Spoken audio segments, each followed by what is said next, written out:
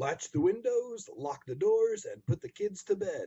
It's time for another episode of Tales from the Garage.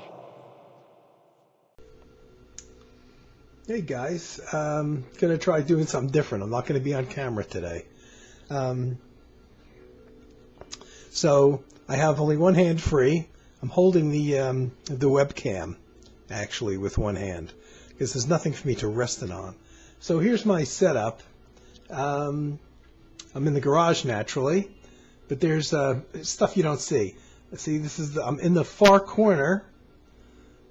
Here's my 12-string guitar that I haven't played in years. My Martin. That's my retirement program. It's the only thing I have for retirement. It's in immaculate condition.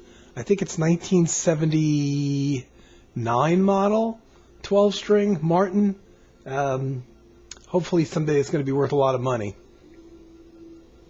And I haven't played it since about 1983. Here's my computer, my old Windows 7 computer that works and sometimes doesn't work. The wall is right behind it. It might be hard to tell, but the computer is actually pushed right up against the wall. So you can see I'm actually in the corner here. And not using any of my fancy microphones or anything. They're all in my bedroom because I've been recording. And I figured with me being so physically close to the webcam microphone that it'll pick me up good enough for what I'm doing here. This is my old Tascam hard drive recorder. I think it's only 60 gig, the entire hard drive, which can't be removed. But when I do my more professional videos, where I actually use a microphone, and the microphone has to go through the mixing board here. That's the only way for me to get it to pick up. So technically I'm not using it today, but I thought I might, so I turned it on. So you see what it's like. This is my old album, Impressions of a Year, is stored entirely on this, the whole album. And it probably takes up about a quarter of the space that's in here. I still use this as a mixing board. It's a good mixing board. And it goes into my computer so that something that I may record here, like drums or whatever, if I bring a guitar out here and do something live, gets plugged into the mixing board here, goes directly into the computer for me to mix later. Anyway, it's summertime. It's mid-July. It's kind of muggy in here. The garage, I have no temperature control, and as I've talked about before, so it's pretty unbearable in the winter. I actually have water on the shelves. I keep gallon jugs of water on the shelves because I don't really have any storage inside the condo. And during the winter, those jugs completely turn into solid ice. So that'll go to show you that there's no temperature control here. In the summertime, I'm a bit luckier because I don't get any direct sunlight in here, and I'm on the ground floor. So it stays reasonable in here. It's never disgusting. It's probably in the 80s outside, mid-80s. It's a little muggy in here, but it's not disgusting. Not bad enough for me not to do a video. So it's summertime, and every summer I get in the mood, and I swear it's not a conscious thing that I do. I get in the mood to hear more acoustic music than any other time of year. Actually, it amazes me that this time of year I'm hardly listening to electronic music at all. This is the one time of year, the one season, the one temperate zone where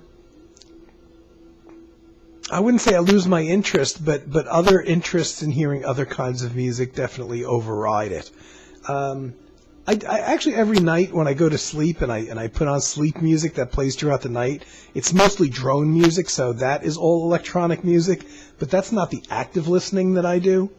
And I don't, consciously say to myself, oh, the weather's getting warm, it's summertime, let me play my summer records, which is a lot of acoustic jazz. A lot of things with flute in them. For some reason, I associate the flute with the summertime. It just happens naturally. Something happens when the weather gets warm. I get in the mood to hear acoustic music, and specifically a lot of classical music. So a few weeks ago, I pulled out these that I've shown before. I'm a sucker for series things like this. Weekend Dreams. This is a whole series called Weekend Classics that Deutsche Grammophon put out. And a number of years ago. This probably is from the early 90s. And it's kind of classical music for training wheels because they don't put anything avant-garde on here. Nothing real experimental. It's really... They make great introductions because it's not really complete pieces. The Adagio from Rodrigo's Concerto di Aranjuez, Vaughan Williams, Lark Ascending, but it's not the entire pieces. Most classical compilations like this just have segments of the pieces, the best known pieces. So they have these little 4, 5, 6 minute maybe segments from the larger works. So they're not the entire works themselves. Beethoven, Puccini, Grieg, Schumann, Debussy, Dvorak, pretty well-known stuff. But they're good introductions. And I have to admit, these are things that I just get suckered in because I love series. I love series like compilation series like these. Here's one called Weekend Favorites. More of the same, really. I love the cover design on these.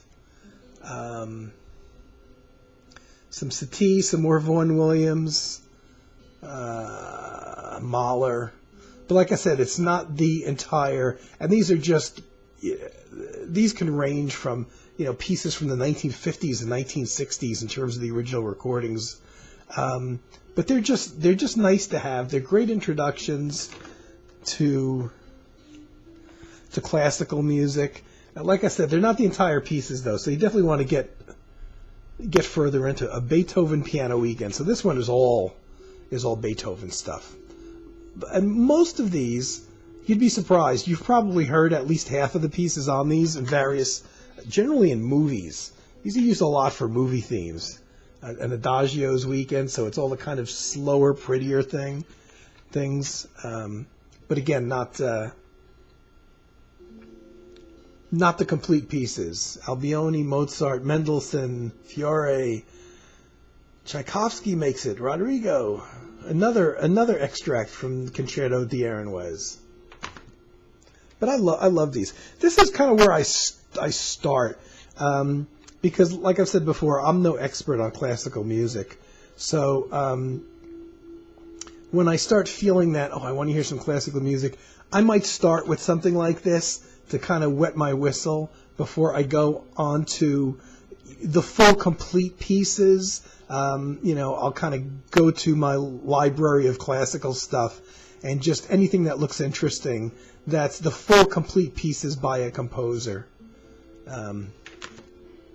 That's generally, this is like a wet my whistle appetizer kind of thing. Baroque Guitar Weekend. Vivaldi on here. Handel, Pachelbel, not earth-shatteringly avant-garde stuff, but just a nice start. Another Guitar Weekend. So it's all classical guitar. Again, Concerto di Aranjuez by Rodrigo. Another section of it or another different version or something. And this one I bought just because I like the name, but it's the same thing. Stormy Weekend Classics. And I know I've shown this before. Halloween Lights, they're causing glare, actually. Again, another thing with just segments of pieces, Ravel, Tchaikovsky, Robert Schumann. Then what happens is I get into the more serious stuff. I want to hear full albums, so the full pieces, not just excerpts. So this is a go-to one. Come to a lot. Gee, I should turn off my Halloween lights because they're causing glare. Nights in the Garden of Spain by the Fala. Albion's piece, Iberia, which turned me onto this piece and this composer. I bought it for Nights in the Garden of Spain. I didn't know the Iberia piece at all, but it's really good. This I bought manufactured by Columbia House Record Club. So I bought this when I was when it still existed, as a double set, I believe. No, that one's for later. Here's another version. I got into from that other CD that introduced me to the Iberia piece. I went and bought another version of it, and an entire CD of just pieces by Isaac Albiens. I'm not sure if that's how you pronounce it, but it had the Iberia Suite on there, which is just a wonderful piece of music. So when I start getting more heavily into stuff, the classical thing, and I don't want to hear just little 5-minute excerpts. And here's my computer setup. These are a lot of my go-tos that I pretty much play annually. An album by Debussy, Painting by Music, which is one that this is orchestral Debussy. So when I first heard Debussy, the first several discs that I got of Debussy was just solo piano music, and this was my first foray into his orchestral music, which is really kind of rich and pretty and just really great stuff. And I love it. I love the cover too. Well, the cover is what made me pick out this particular one, though. I was very much up for hearing some Debussy orchestral stuff. It turns out to be absolutely fantastic. And then going back to that old Columbia House Record Club, which I would have picked this up in the late 80s. I remember this was a new release, and I think it was the Columbia House Selection of the Month, if you remember that they all had those Selections of the Month things. And this is the mail order record club. This is long before the internet. And they had these two discs together that were both new releases at the time in 1988. And this is my first Bartók, the first Bartók thing. This I love. Concerto for Orchestra, Music for Strings, Percussion, and Celesta. This is my introduction to Bartók. This is heavier classical music. This is more serious stuff, more adventurous stuff. And now this is like my primary stuff that I really, when I'm really in the thick of wanting to hear the orchestral stuff and go on a journey and get into the depths of this whole acoustic orchestral world. This is the kind of stuff I pull out. The full complete pieces for orchestra, just one composer, which is Bartók. And I remember it was a blind buy. It was the Selection of the Month along with the next disc. It was a 2-disc Selection of the Month, and it was Fiore's Requiem, which again I don't think I had heard prior to this.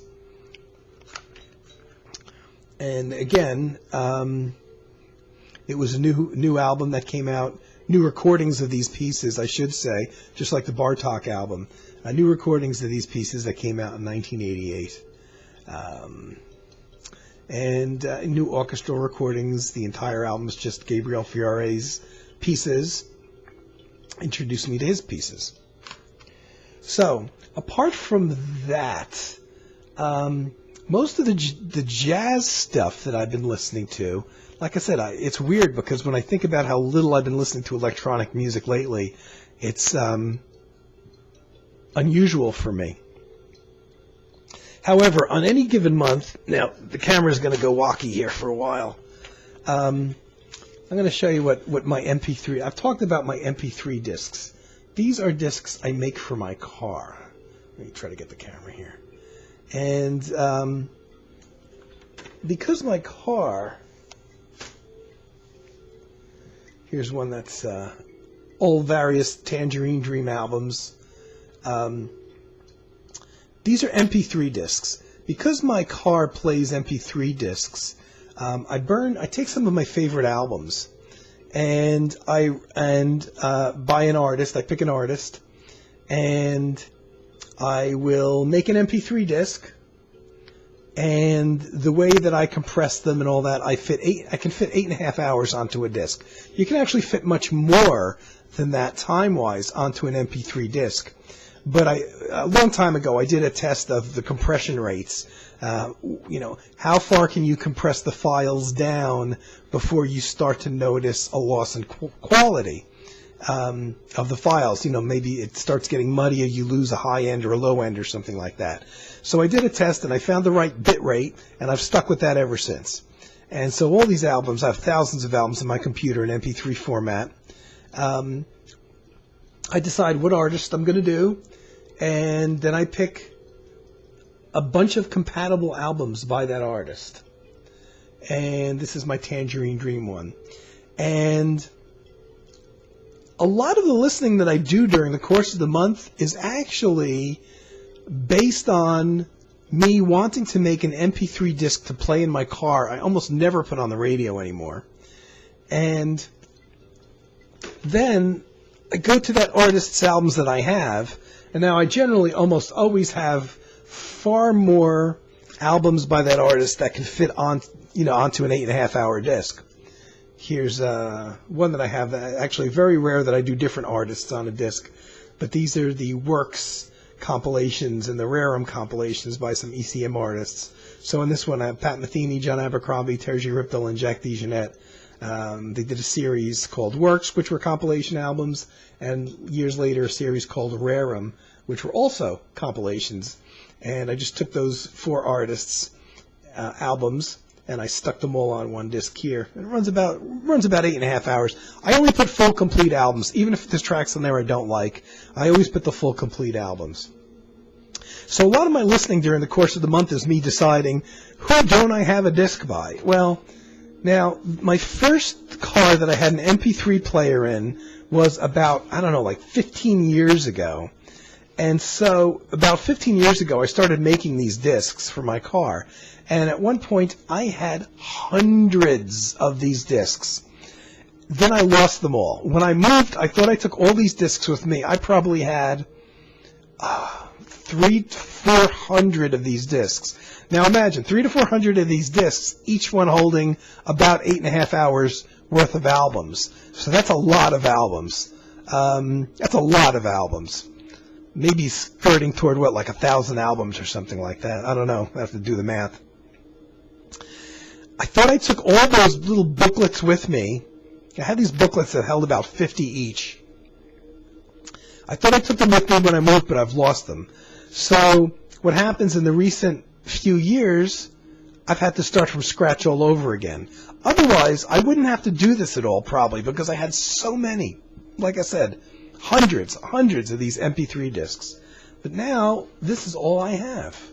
This is everything. I have a bunch more in my car, but this little wallet envelope here, which has maybe 20 in it or something, has, with the exception of the ones that I've just shown you, has most of my MP3 discs in here. So there's not a lot to choose from. So every month, I'm still spending a lot of time deciding who do I want to hear in the car? And then, when I decide on the artist, recently it was Wolfgang Downer. I decided I'm going to make a Wolfgang Downer disc, the German keyboard player. However, I don't have 8.5 hours worth of Wolfgang Downer solo discs. And there's a few of his solo discs that are actually too quiet. One's like a solo piano disc. And it's a bit too quiet to play in the car, so like some of the albums I decided not to copy over. But how do I fill out that disc with 8.5 hours worth of Wolfgang Downer music? And what I do is, so anyway, I'm listening to Wolfgang Downer's albums to decide which ones are going to make it onto the MP3 disc. And when I decide on those, I have probably less than half of the disc full. I have like 3.5 hours worth of material.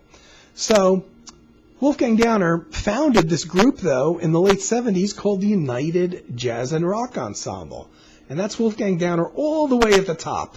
The top 2 heads there sticking above the rest are Wolfgang Downer and Eberhard Weber. Now, back in the late 70s and early 80s, I had read about the United Jazz and Rock Ensemble.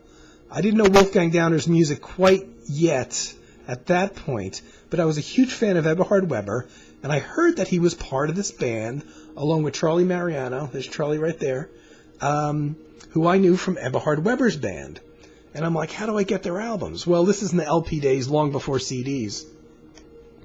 And you couldn't get them in this country. You couldn't get anybody to order them as imports. Nobody was importing them. They were impossible to get. And I had some very good import record shops here. And I never saw a United Jazz and Rock Ensemble, which the ensemble started in 1977.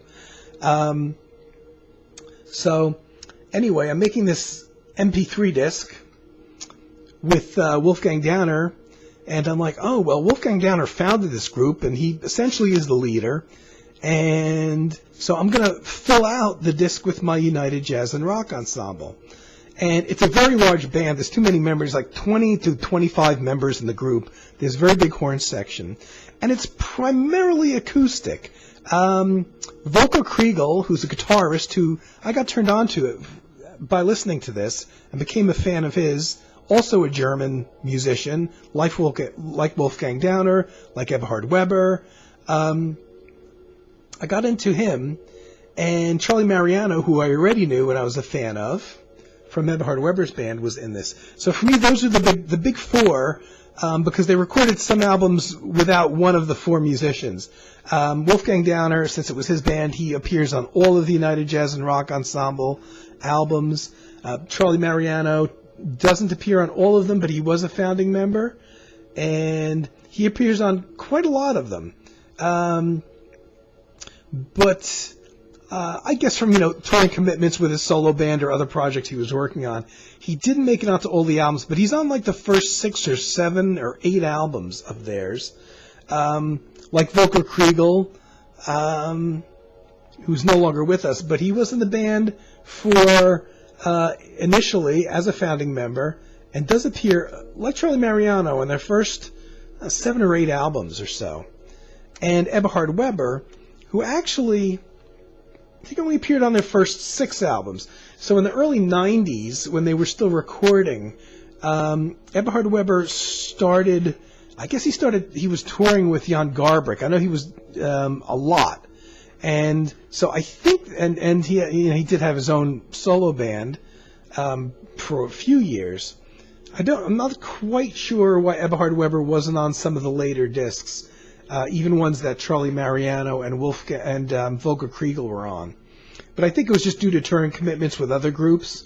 I know for years and years and years, pretty much since the late 70s, I think until he had his stroke, Eberhard Weber, I believe, toured in every single incarnation. Every time Jan Garbarek went out on the road, Eberhard Weber went with him, which could be why he didn't make it onto some of those United Jazz and Rock Ensemble albums into the 90s.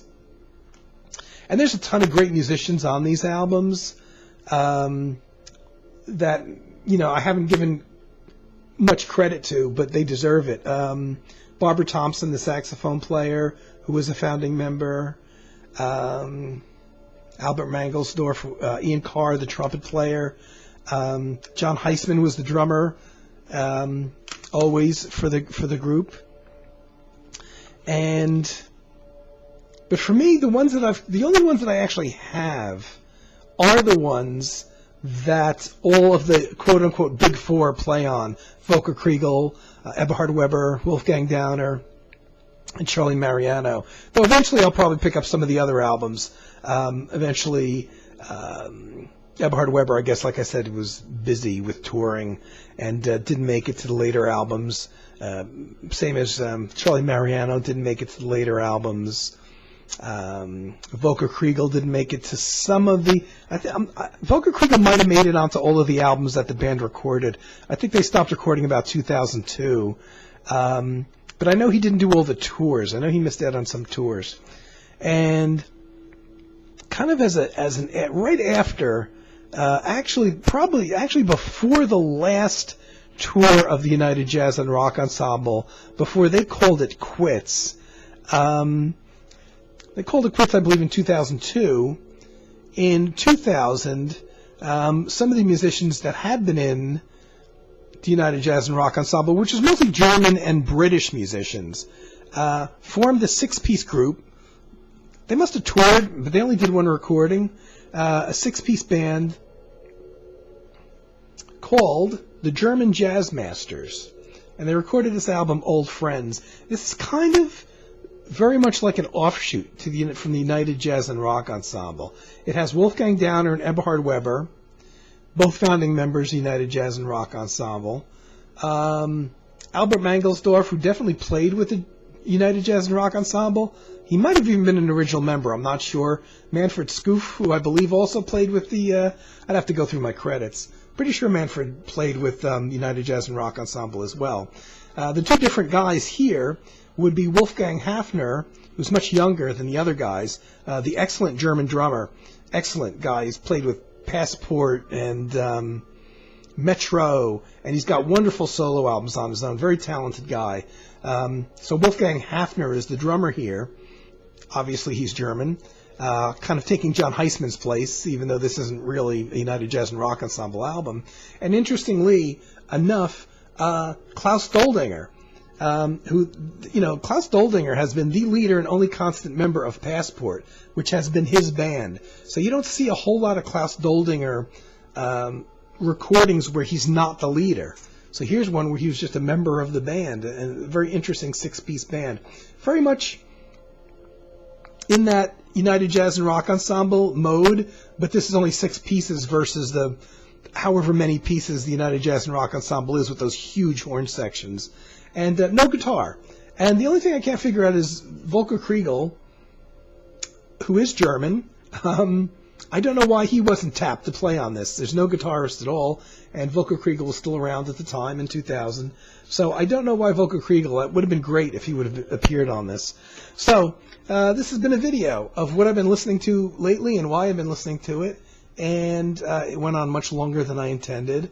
And my wonderful mixing board. I still love this thing, even though it's old technology and the hard drive is all filled up. But I still have this old Roland hard drive. I still have unreleased music in there, or demos and things partially done. So there's still actually things that I occasionally have to go and pull off from here. Okay, this is me. I'm going to go, guys. Hopefully this wasn't too boring. And hope everybody's doing well. I'll be back at whenever I'm back is when I'll be back. Take care. Tune in next time for more Tales from the